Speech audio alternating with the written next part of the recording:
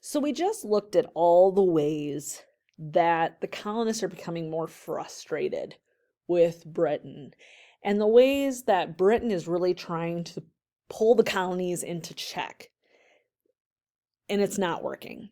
So let's look at how we transition from just being upset to true rebellion. So first, let's take a look at the Townshend Acts. After the failure of the Stamp Act, Britain had to find another way to gain revenue, to get money. They're still in debt. So in 1767, they passed the Townshend Acts, which is a set of British laws that placed duties on tea, glass, paper, lead, and paint, which required colonists to purchase from Britain. Okay, we don't make any of these things for ourselves in the colonies. And so by placing taxes on those specific goods, they could guarantee they were going to get revenue from the colonists. And the revenue from that act would pay the salaries of the colonial governors and judges that are placed in the colonies by the king. It previously had been paid by colonial assemblies, and by taking over that role, the king and the prime minister hoped that they were going to gain greater control over the day-to-day lives of the colonists. Remember, up until this point, they had really practiced salutary neglect. They kind of let the colonists do their thing with minimal interference. They also began to require colonial courts to provide writs of assistance, which are legal documents giving authorities the right to enter and search a home or business, like a search warrant. This allowed officials to search houses and businesses for smuggled goods. It had existed for several years, but the colonists had protested them. And they believed this allowed the British to search without cause. And that's kind of what the British start doing. If they, hear inkling that you are smuggling tea, they'll just enter your house and look. Colonists protested and accused the government of tyranny. Okay, again, if you remember, we briefly talked about this man named John Locke. He was a philosopher during the Enlightenment in Europe. He had said the government could only rule with the consent of the governed. And if they didn't have their consent, the people could overthrow the government. Okay, and so John Locke's ideas, we really start to see them seep into this growing unrest that is happening in these colonies. Samuel Adams, he was a member of the Massachusetts Assembly, and he was a leader of the Sons of Liberty in Boston. We all probably know him best. He was a brewer and all that good stuff, but he really was the head leader of the Sons of Liberty. In 1768, he co-wrote a letter to send to other colonial assemblies encouraging a boycott to the British goods. And the British governor of Massachusetts threatened to dismiss the assembly if they didn't take the letter back. They didn't, and so the assembly was disbanded. Samuel Adams and his other Sons of Liberty continued to support actions against the Townshend Acts. Women also began using their purchasing power to protest the acts, and we see the Daughters of Liberty being born out of this. And they boycott the imported tea and clothing, and they begin making their own homespun fabrics. They also begin, this is really kind of where coffee takes off, except it's not really coffee either, but they do find alternatives to tea. Not great. If you read historical documents, many of them miss the tea, but it's kind of sticking it to the man, right? The Great Awakening of the 1730s and 1740s had helped push the colonists towards independence, and encouraged this idea of challenging church authority and using their own judgment to make decisions. And we talked about the Great Awakening kind of at the end of our last unit. So go ahead and pause, Answer these questions. How were the Townshend Acts intended to accomplish Britain's goal in the colonies? So think mercantilism. In what ways did Locke's philosophy influence the colonists in their protest against British actions?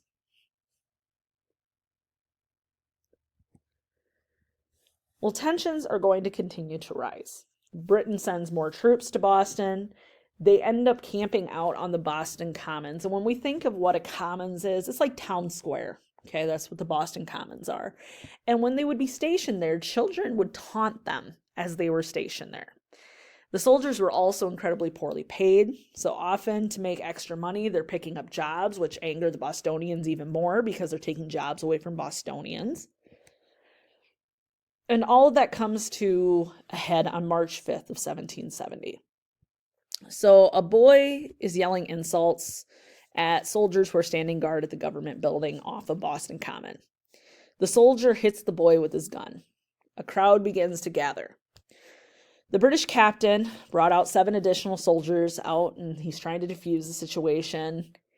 And the crowd just continues to grow. And pretty soon the crowd is throwing snowballs and ice and sticks at the soldiers. Someone hits a soldier with a club, knocking a gun out of his hand. Okay, so things are really escalating. All of a sudden, a shot fires out. Okay, 5 townspeople are killed, 6 are injured. And this event becomes known as the Boston Massacre. Okay, which is, that should say, the 1770 incident in which British soldiers fired on locals who had been taunting them. For the colonists, this symbolized what they hated about British rule. Okay. The first man actually who was shot and killed is a man named Crispus Attucks. He's an African American, okay, and a former slave. He was working as a sailor and a rope maker in Boston, and he really is considered the first person to die in the quest for American independence, which is quite interesting considering what we know continues to happen to African Americans well into the Civil War and even into the 20th century. The soldiers are arrested, and they actually are represented by a young lawyer named John Adams. Okay, this is Samuel Adams' cousin. He's a well-known patriot, but shocked many that he would defend these soldiers.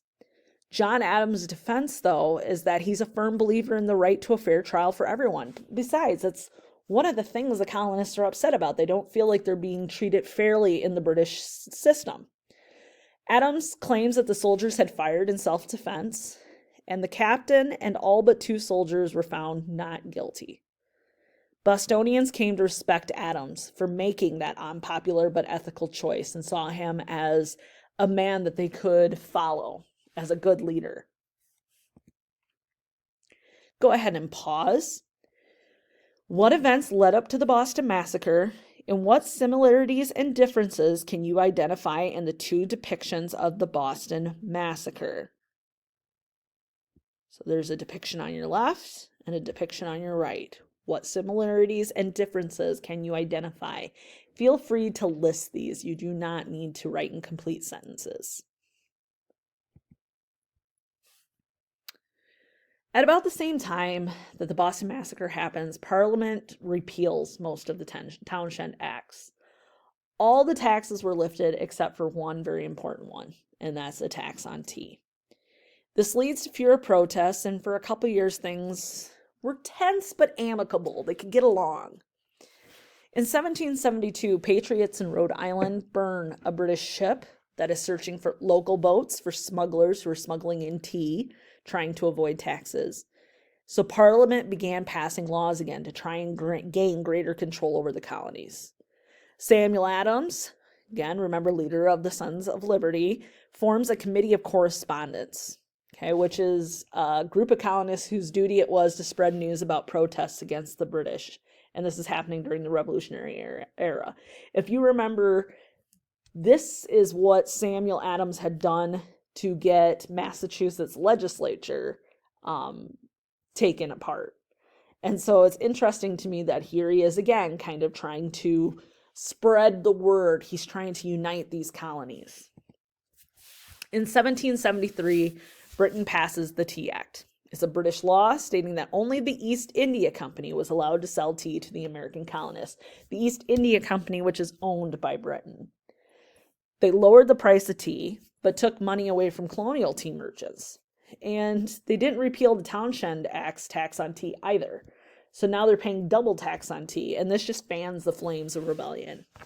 Tea merchants were close to going out of business, and the colonists were still being taxed without representation. So, colonists decide they're going to protest by making it difficult for British East India Company to deliver the tea to the colonies. Workers in the different port cities refused to unload shipments at the port. And many captains were told to return to England. And this is happening along all of the coast. Okay, and there are ships that do just turn around. But on December 16th, 1773, the Boston Tea Party happens. The Boston Tea Party is a 1773 incident in which the Sons of Liberty boarded British ships and dumped their cargo in protest of British taxes on the colonists. The Sons of Liberty disguised themselves, very poorly I might add, as Native Americans. They board 3 ships, loaded with tea, and they dump the tea into the icy water while thousands are watching from shore. Okay, and this is serious business. Okay, they are now destroying property.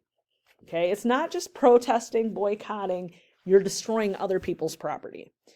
And they are so serious about that there's actually a protester who was on the ship with them who was trying to steal tea, trying to load his pockets with tea, and they beat him for it. Okay, it is about the symbol of this. They are not thieves. That is not what they're about. What they're about is the unjustness of this tea tax and showing the British government that. But the Boston Tea Party wasn't the only act of defiance involving tea. There are other ones throughout the colonies. In October of 1774 in Annapolis, Maryland, a ship carrying tea was set on fire. And King George III and Parliament are furious. Okay, and what they're going to do is they're going to enact new laws to punish the colonists even further. Go ahead and pause. Answer these 2 questions. In what ways did the colonists protest the Tea Act? And how did the Tea Act reflect the attitude of the British government toward the colonies?